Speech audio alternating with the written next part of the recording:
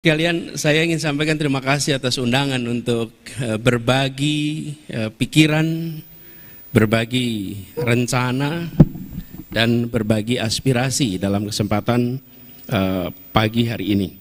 Jadi, tantangan yang kita hadapi adalah cukup besar. Kalau kita perhatikan Indonesia kita ini luar biasa peluangnya, tapi juga luar biasa tantangannya. Jadi dalam kesempatan ini kami mendapatkan waktu 30 menit, jadi saya akan memaparkan secara singkat barangkali awal dari ide-ide yang kami garap selama beberapa waktu terakhir ini.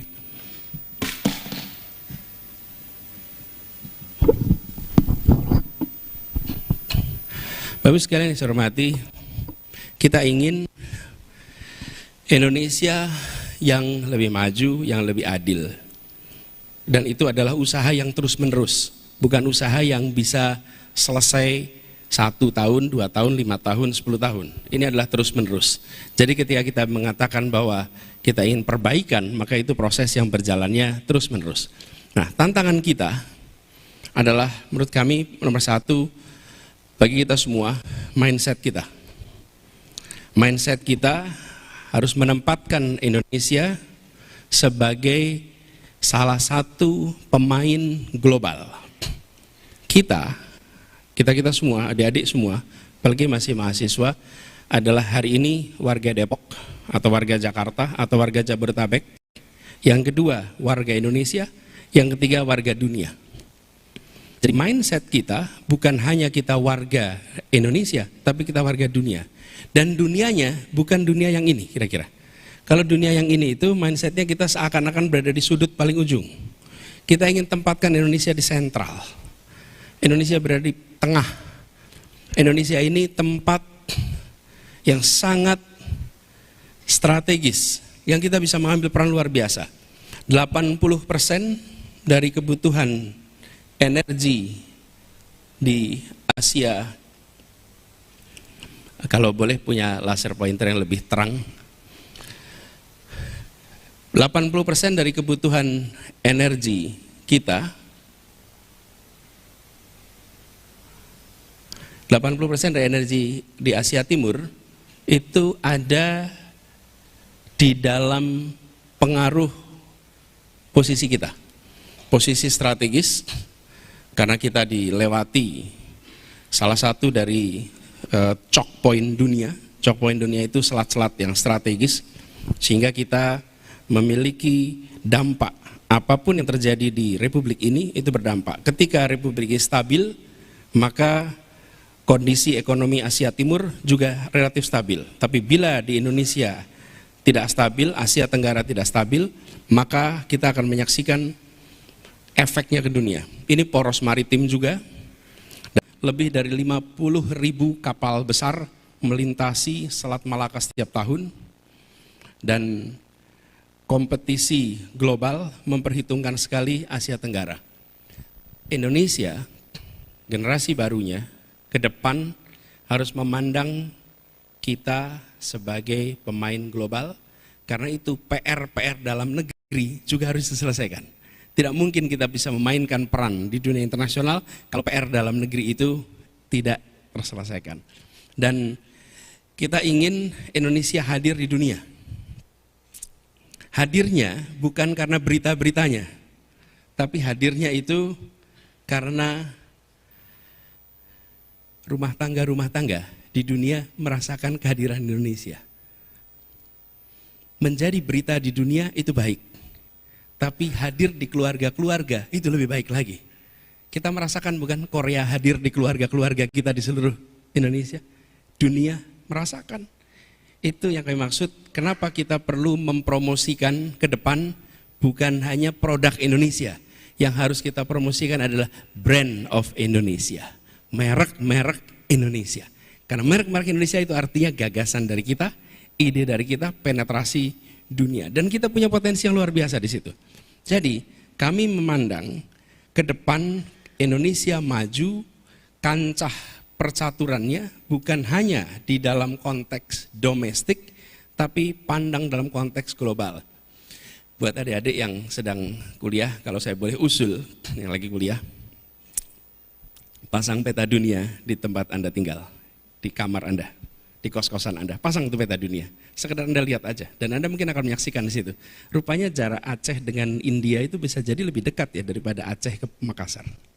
Oke, skop yang Anda perhatikan itu global.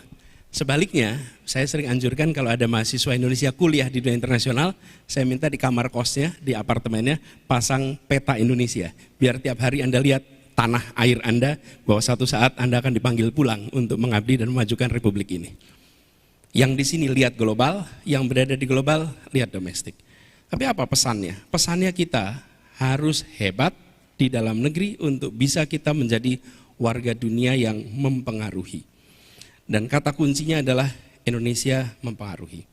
Lalu bagaimana kita bisa maju dan adil? Saya ingin tunjukkan pada adik-adik semua sebuah fase yang sudah dilewati oleh Indonesia.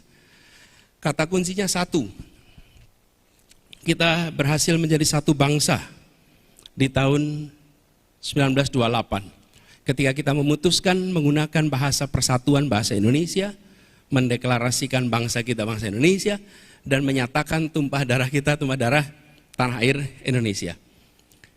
Ini memutuskan satu bangsa ini dahsyat, karena menyepakati bahasa bersama. Bahasa persatuan itu luar biasa. Tanpa bahasa persatuan, hari ini parlemen kita, DPR kita, pemerintahan kita, kalau berdiskusi mungkin perlu penerjemah. Anda lihat Uni Eropa. Uni Eropa itu kalau tidak salah 28 negara, bahasa persatuannya apa? HI, halo, HI. Bahasa persatuannya apa? Official language-nya Uni Eropa itu bahasa apa? Inggris? Hah? Inggris sudah keluar loh. Bahasa Perancis. Kira-kira orang Jerman mau nggak pakai bahasa Perancis? Enggak. Jadi bahasa persatuannya apa? Teman-teman sekalian, bahasa resmi Uni Eropa ada 23 bahasa. Oke? Dan setiap kali parlemen Eropa berkumpul, mereka semua pasang headset di kepalanya masing-masing. Oke? Mereka tidak bisa menyepakati satu bahasa. Itu artinya apa? Mereka tidak akan mungkin punya kekuatan militer yang hebat. Karena tidak mungkin komandan dan pasukan pakai penerjemah untuk operasinya. Betul tidak? Menyepakati satu bahasa jangan dianggap enteng. It was a genius breakthrough. Dan bahasa yang disepakati bukan bahasa yang penggunanya paling banyak. Bahasa yang disepakati adalah bahasa Melayu Kepulauan, yang kita sebut sekarang bahasa Indonesia, dan diperkaya dari seluruh bahasa dari berbagai daerah, sehingga sekarang menjadi bahasa Indonesia. Sekedar catatan, Pasar Senen di Jakarta pada tahun 30-an adalah tempat kursus bahasa Indonesia bagi siapapun yang ingin menjadi orang Indonesia. Karena jadi Indonesia ditandai dengan kemampuan berbicara dalam bahasa Indonesia. Dan uniknya, tetap Sunda, tetap Batak, tetap Manado, tetap Timor, walaupun menjadi Indonesia. Ini jenius sekali menjadi satu bangsa ini. Saya rasa tidak ditemukan bangsa lain yang memiliki kemampuan membentuk ikatan seperti bangsa Indonesia, kecuali bangsa yang ada di tanah air ini. Jadi, ketika tadi Pak Dekan, Pak Ketua Pertama menyatakan ini kuliah kebangsaan, setuju sekali. Bahkan kalau saya boleh usul, Indonesia ini bukan percampuran, tapi persenyawaan. Apa bedanya percampuran persenyawaan? Persenyawaan itu adalah bersatunya dua unsur yang kemudian atau dua atau lebih unsur membentuk unsur baru. Ini adalah air. Air ini adalah hasil persenyawaan antara apa? Hidrogen dan oksigen. Bukan percampuran. Bedanya kalau percampuran dia tidak membentuk unsur baru. Kalau persenyawaan, unsur yang terbentuk adalah unsur baru yang berbeda dengan unsur pembentuknya. Itu persenyawaan. Apa yang menarik? Dalam air ada hidrogen. Dalam air ada oksigen. Tapi air bukan hidrogen dan air bukan oksigen. Air adalah entitas baru yang terbentuk. Terlihat tidak Indonesia seperti persenyawaan? Indonesia adalah persenyawaan antara Batak, Sunda, Jawa, Madura, Maluku, Ambon, dan lain-lain, tapi membentuk entitas baru bernama Indonesia. Di dalamnya ada unsur pembentuknya, dan unsur pembentuknya tidak hilang. identitasnya, tetap hidup. Itulah sebabnya saya membayangkan Indonesia ini sebagai sebuah persenyawaan dan sudah jadi. Makanya ketika kita sudah jadi persenyawaan, jangan menonjolkan hidrogennya dalam menonjolkan oksigennya, karena itu menegasikan persenyawaan yang sudah dihasilkan. Yang harus ditonjolkan adalah persenyawaan yang dihasilkan, yaitu Indonesia yang setara, yang memberikan kesempatan yang sama kepada semuanya. Jadi ini satu yang pertama. Satu yang kedua adalah kita menjadi satu negara. Ini satu yang kedua. Punya bangsa, punya bahasa, tapi belum punya negara. Dan ini salah satu yang unik dibandingkan negeri-negeri lain. Biasanya terbentuk negara dulu, baru terbentuk bahasa resmi. Kini tidak. 17 tahun sebelum negara terbentuk, sudah membentuk bahasa persatuan. Kita tahu menjadi satu negara. Tapi dalam prosesnya, Indonesia sempat berubah menjadi sebuah negara federal. Dan kita hari ini menyebutkan NKRI harga mati. NKRI itu tidak pernah ada, maka kita nggak akan pernah bisa bilang negara kesatuan. Jangan pernah lupakan bahwa sempat Indonesia itu, Republik Indonesia menjadi bagian kecil dari sebuah Republik Indonesia Serikat. Republik Indonesia hanya bagian kecil. Republik Indonesia presidennya Soekarno, Republik Indonesia Serikat presidennya Mr. Asad. Ini fakta sejarah. Kemudian kita menjadi negara kesatuan lewat yang disebut sebagai mosi integral tahun 50, bulan April, lalu 17 Agustus 1950 diresmikan menjadi resmi, seakan-akan itu proklamasi yang kedua. Lalu yang ketiga, satu wilayah, sudah satu bangsa, satu negara, satu teritori. Kenapa? Karena sebelumnya Indonesia itu hanya tanah, tapi tidak air. Perairannya adalah perairan internasional. Antara Jawa dengan Kalimantan itu wilayah internasional. Antara Kalimantan dengan Sulawesi itu wilayah internasional. Yang disebut sebagai Indonesia hanya tanahnya, airnya tidak. Lalu Juanda melakukan deklarasi tahun 57. Kalau peristiwa anekdotnya, katanya Bung Karno ke pelabuhan di Cirebon. Di pelabuhan di Cirebon, Bung Karno menyaksikan kapal-kapal berbendera asing banyak sekali. Kemudian tanya, ini kenapa banyak sekali bendera asing? Ya karena kita ini wilayah airnya perairan internasional, belum diakui. Perjuangannya tidak pendek, tahun 82 baru UN Clause itu keluar. Dan akhirnya kita diakui sebagai satu tanah air. Nah, teman-teman sekalian, Bapak Ibu yang saya hormati, satu yang kelima, ini PR kita hari ini.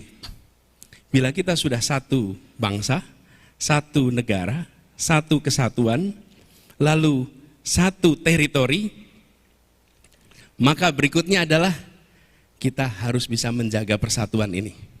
Apa kunci menjaga persatuan? Persatuan itu dijaga bukan lewat retorika, tapi dijaga lewat perasaan kesetaraan, perasaan kesamaan, perasaan keadilan. Sulit sekali membangun persatuan dalam ketimpangan. Sulit sekali. Di dalam kampung sulit, di dalam kota sulit, apalagi di dalam sebuah negara. Karena itu penting sekali kita untuk menjaga persatuan Indonesia itu dengan menghadirkan keadilan sosial bagi seluruh rakyat Indonesia. Itu kunci. Dan untuk bisa ke sana, maka kita harus melakukan langkah-langkah menyetarakan kesempatan, menyetarakan kesejahteraan. Jadi yang kelima, nah ini nanti kita perlu diskusikan terminologinya, karena belum Pak Dekan ini Pak Prof. Aji belum ketemu terminologi finalnya. Apakah disebut sebagai satu kesemakmuran? Apakah disebut sebagai satu perekonomian? Apakah disebut sebagai satu kesejahteraan? Tapi intinya adalah menjaga agar satu yang kelima mengikat kita semua. Supaya apa? Bagi rakyat dimanapun dilahirkan, dia punya kesempatan untuk mendapatkan kesejahteraan yang setara. Itu PR kita yang berikutnya. Nah, for lack of better term, Kami menggunakan istilah satu Indonesia, satu ekonomi. Ini for lack of better term, satu perekonomian. Satu perekonomian artinya apa? Dimanapun kita berada, maka kita tersambungkan secara perekonomian, di balik itu tersambungkan secara kesejahteraan, di balik itu tersambungkan secara fasilitas untuk menuju kesejahteraan. Apa fasilitas menuju kesejahteraan? Kesehatan, pendidikan, yang kemudian lapangan pekerjaan. Nah itu membuat mereka menjadi satu kesejahteraan, satu perekonomian. Jadi harapannya adalah gagasan ke depan, kita ingin satu Indonesia yang kelima, satu perekonomian, satu kesemakmuran, satu kesejahteraan. Artinya setiap keluarga bisa memenuhi kebutuhan pokok, bisa menabung, bisa merencanakan masa depan. Kata kunci menghadirkan keadilan. Dan kalau boleh kami reflektif atas perjalanan bangsa ini, kenapa kita memilih menggulung kolonialisme? Karena kita melihat sistem kolonialisme itu tidak adil. Tidak adil. Di negeri ini kaya sumber daya, tapi yang merasakan kekayaan di negeri Belanda.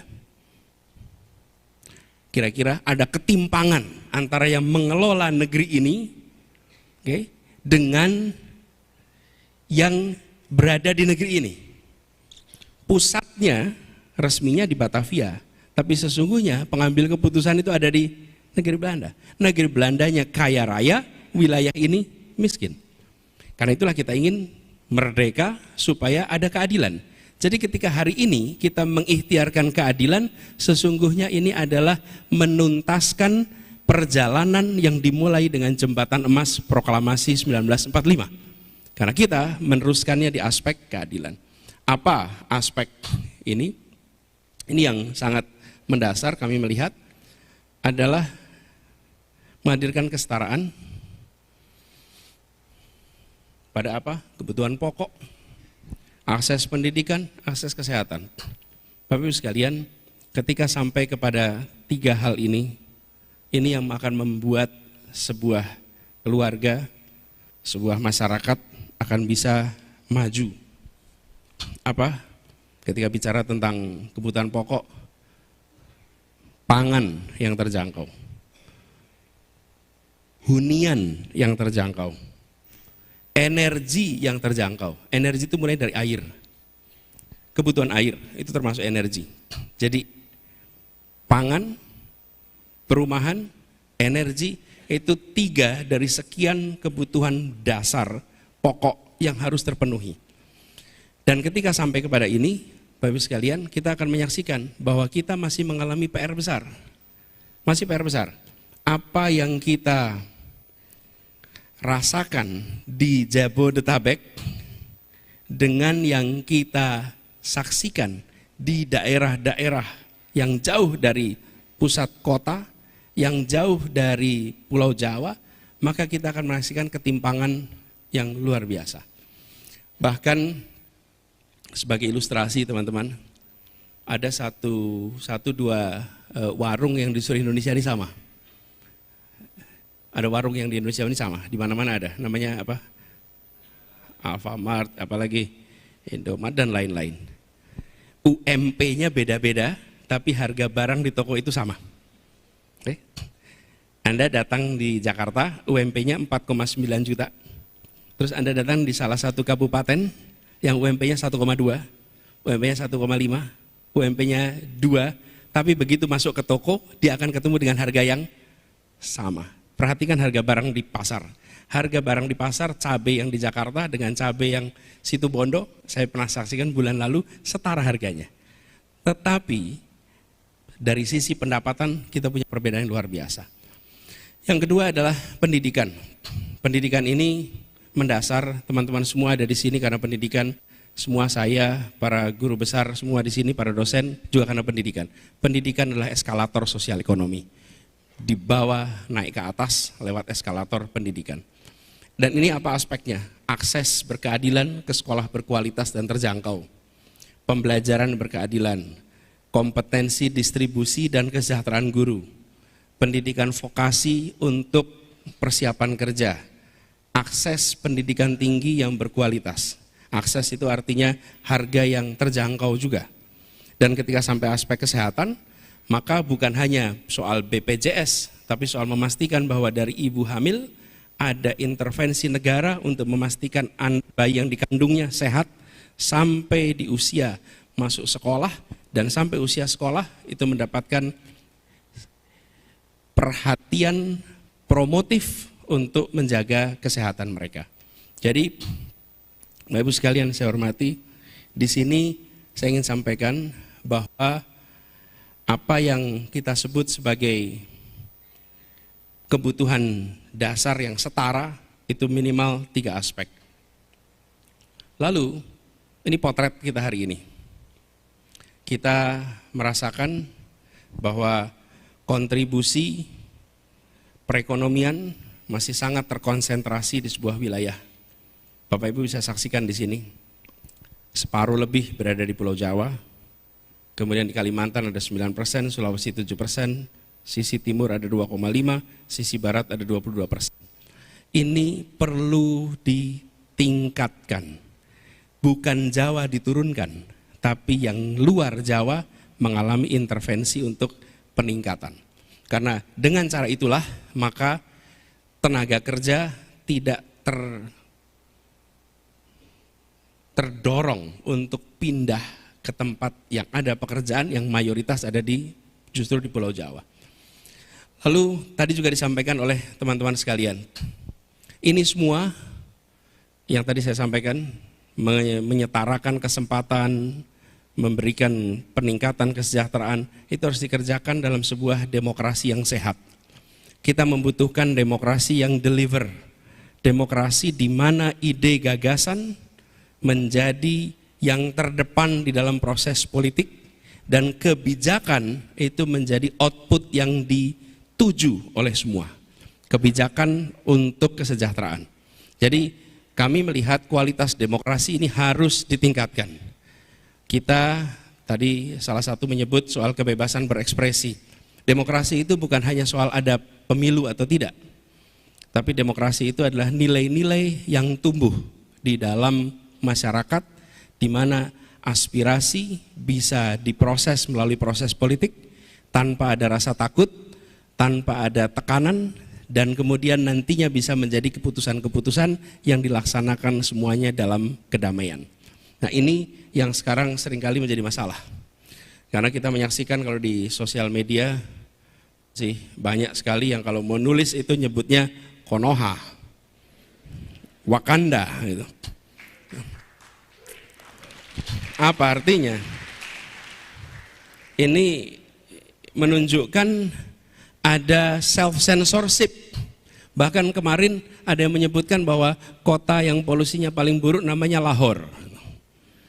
Dan lalu mengkritik kota Lahore habis-habisan. Kenapa? Ini tanda-tanda yang tidak sehat. Kenapa saya katakan begini?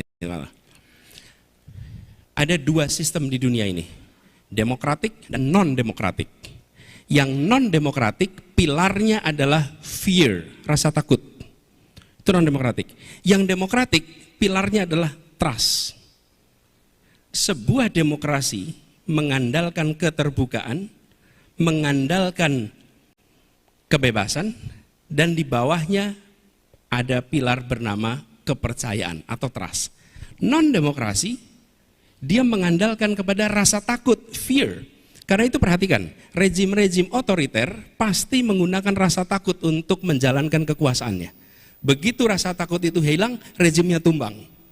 Arab Spring, Filipina, kemudian Iran, Afrika Utara, bahkan ketika transisi di 97-98, itu karena fear itu hilang, semua bergerak. Begitu fear hilang, maka rezim tumbang. Nah, ketika kita dalam demokrasi dan ada fear, sesungguhnya ini tanda-tanda yang tidak sehat. Karena itu harus dikembalikan. Kebebasan berbicara harus menjadi prioritas yang harus kita bereskan di dalam tahun 24 ke depan. Harus.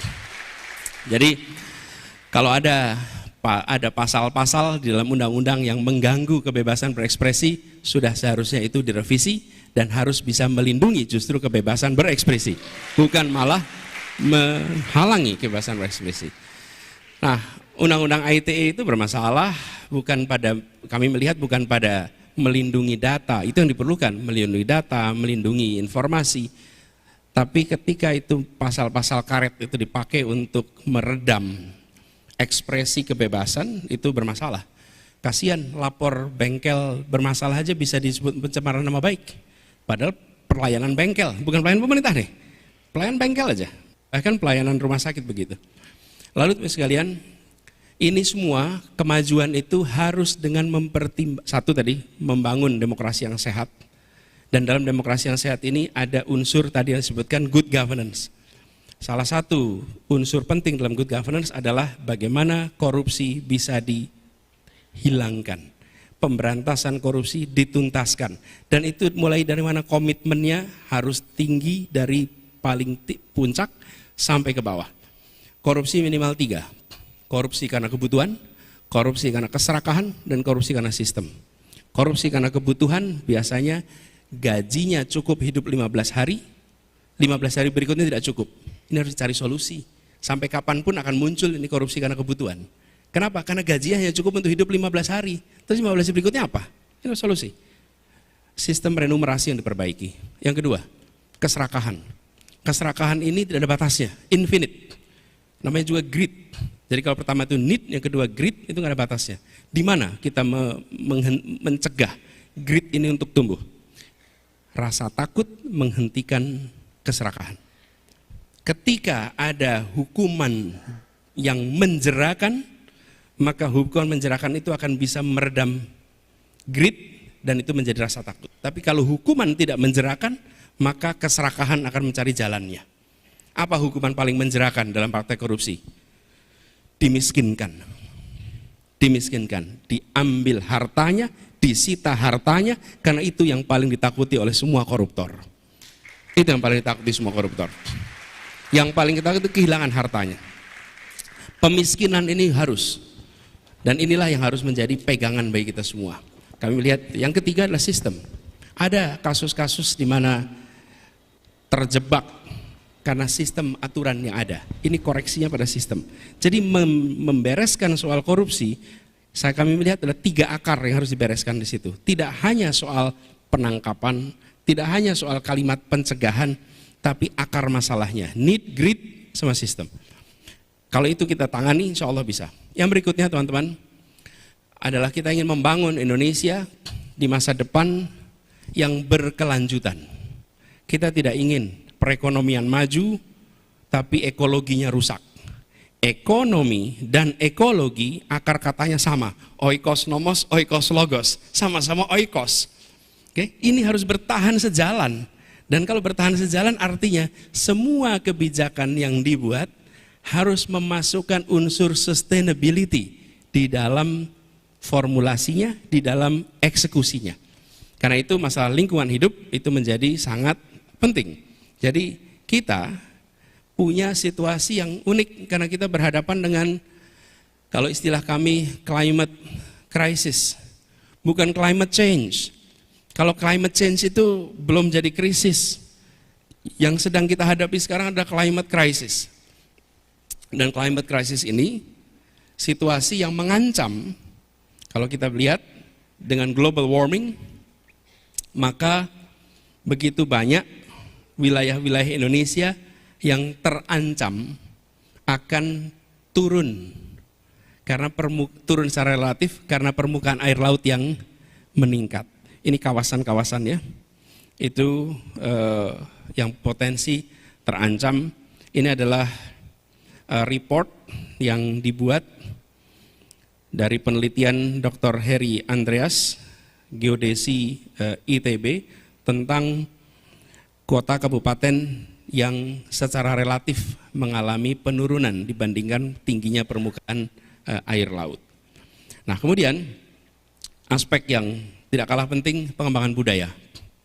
Teman-teman sekalian, tadi kita sama-sama ingat Indonesia terdiri dari ratusan suku bangsa, ratusan bahasa. Kita memiliki kekayaan budaya yang dahsyat, kekayaan seni yang luar biasa.